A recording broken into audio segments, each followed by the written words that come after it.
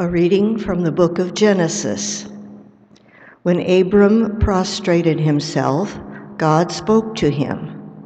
"My covenant with you is this: you are to become the father of a host of nations.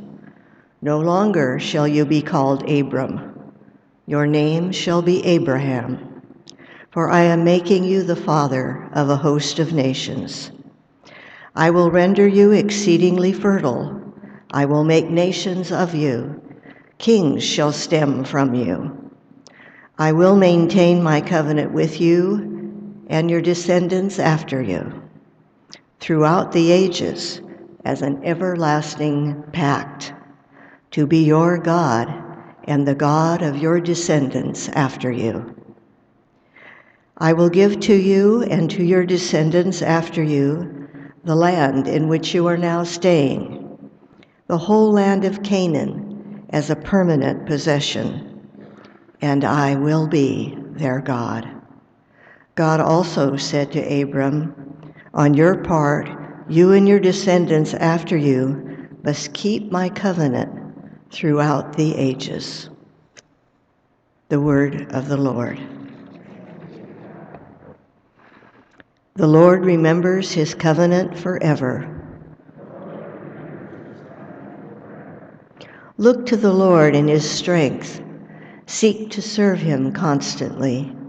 Recall the wondrous deeds that he has wrought, his portents and the judgments he has uttered. You descendants of Abraham, his servants, son of Jacob, his chosen ones, he, the Lord, is our God. Throughout the earth, his judgments will prevail. He remembers forever his covenant, which he made binding for 1,000 generations, which he entered into with Abraham and by his oath to Isaac.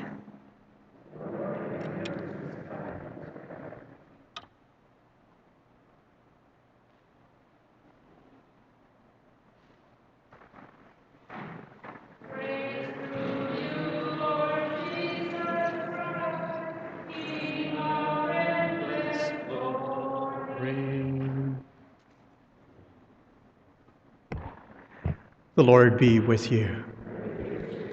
A reading from the Holy Gospel according to John. Jesus said to the Jews, "Amen, amen, I say to you, whoever keeps my word will never see death." So the Jews said to him, "Now we are sure that you are possessed. Abraham died, as did the prophets, yet you say, 'Whoever keeps my word will never taste death.' Are you greater than our father Abraham, who died, or the prophets who died? Who do you make yourself out to be?" Jesus answered, "If I glorify myself, my glory is worth nothing, but it is my Father who glorifies me, of whom you say, 'He is our God.' You do not know him, but I know him. And if I should say that I do not know him, I would be like you, a liar. But I do know him, and I keep his word.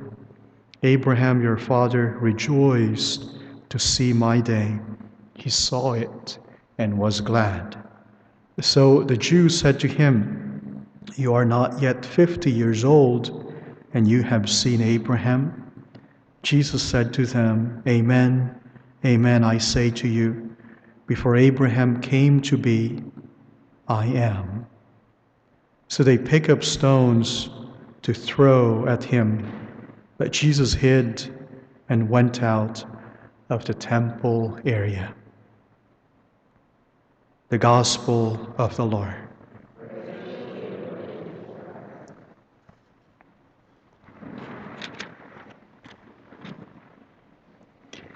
The covenant of God with Abraham: "I am your God, and you are my son, and your descendants shall be my people.